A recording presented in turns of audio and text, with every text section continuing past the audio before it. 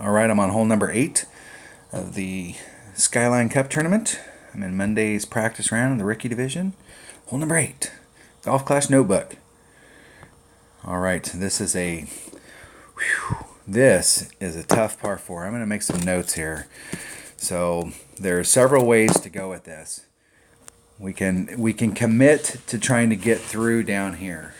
Hold on one second. All right, sorry. So on this hole, you have to make a commitment. And if your commitment is to get down into here, then you have to commit to that.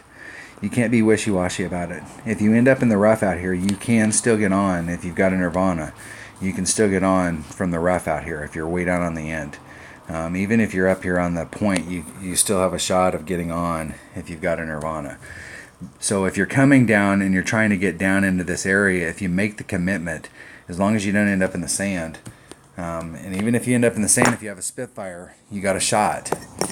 Okay, but make that commitment. Don't make any errors up here. If you make errors up here, you're sunk.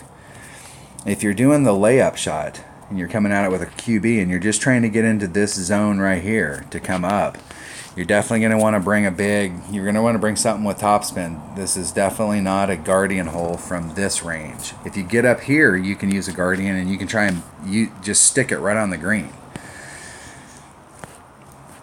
I've tried this shot up here with a Guardian and sticking it on the green, and it doesn't have enough. The green rolls. The green kind of goes like this, and the green slopes on the backside and goes downhill. And so it doesn't have a backboard to pull it back to the hole. And in order to get right at the hole, you've got to engage this hill in the front. So it's pretty tough when you're down here. It might be better either way to bring something like a sniper if you're definitely going in the front. A sniper will work here. A big dog, if you've got lower developed clubs, you're definitely going to, if you're coming and you're laying up, you're definitely going to need a big dog. I'm going to lay up to start off with just so I can see that shot. Just so I can see why it's worth going through and shooting the gap. So the first time I'm going to come here, I'm going to bring my accurate bag, and we're going to see what we can get done with an accurate bag, and I'm going to bring a katana. Now I'll bring a Titan just because I know that the second shot's tough. But I don't need a ton of curl here, so I'll bring a Titan and my accurate bag. And I'm going to bring my accurate bag.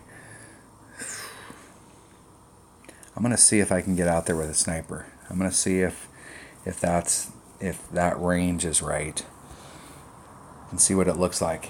And then I'll know next time if that doesn't work, and if I want to do that layup, then I'll have to bring my number 3 bag, which has a big dog in it. But it's a practice round, so let's work on our notes here. So this is a big par 4.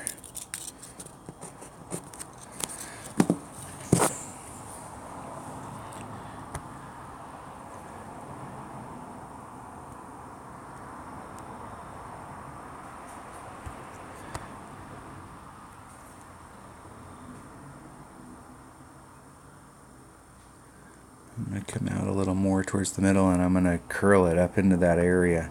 I'm going to take the wind out.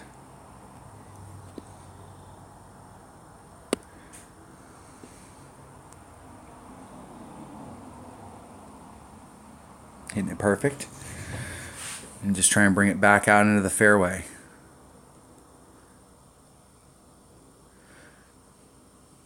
And just lay it up.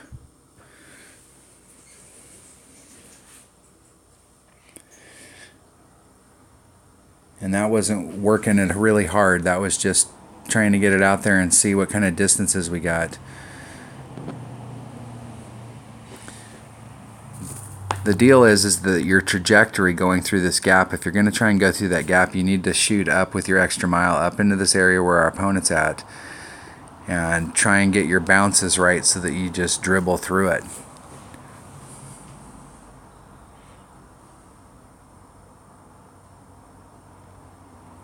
We'll see if our opponent picked the right trajectory. And they are sunk.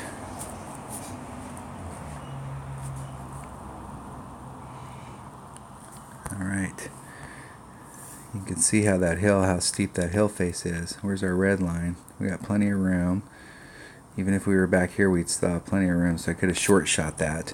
I'm going to give myself plenty of space and just see if I can get it done with side spin. It's one per ring.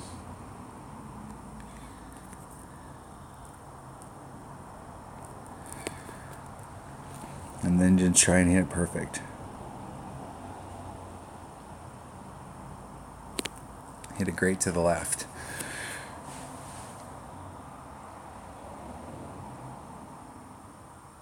Great to the left.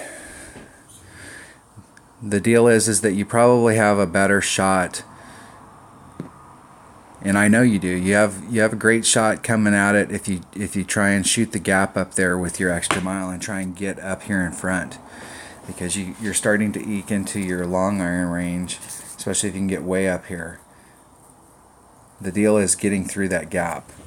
So if you get through that gap and you're anywhere up here in trouble, you can, if you've got great recovery clubs, a Nirvana and a Spitfire, you can get up there. So if you don't have a Nirvana, or you can look at your Amazon. Your Amazon has tons of backspin, so even though it doesn't have a lot of ball guide, you can kind of predict where it's going to land if you're engaging the backspin.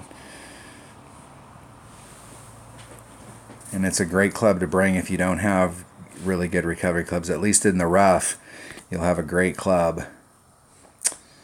Man, I don't really want to help my opponent out here, but I will get my birdie. Now this is a birdie hole. Don't be confused on these par fours. People are looking at them and thinking like normal, we're trying to get an eagle, so we're trying to give ourselves the best opportunity for eagle. But the deal is that they're tough birdie holes. And this one is one of the toughest.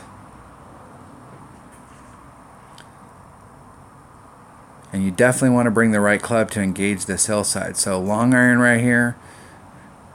You have a much better utility with a Saturn.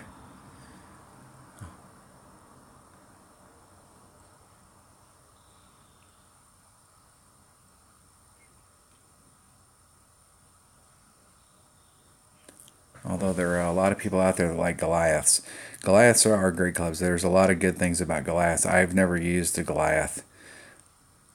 I prefer the commons in the long iron range.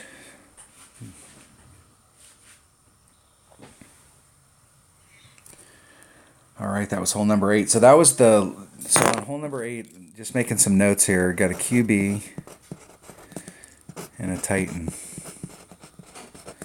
and a sniper.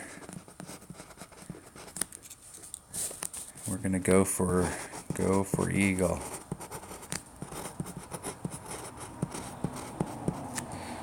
I'm gonna go for hole in one on that previous hole. Hole in one.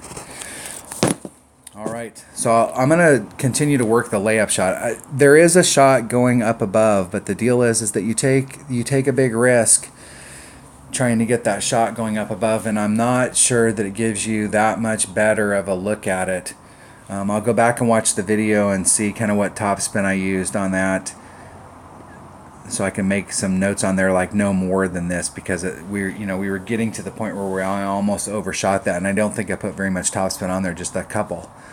So looking at those kind of numbers to make sure that we're not overshooting into those areas. We don't want to do a layup shot and end up in the rough because we overshot the layup shot. That's what we don't want to do. All right, that was hole number 8 of the Skyline Cup tournament in Monday's qualifying round of the rookie division. Thanks for watching.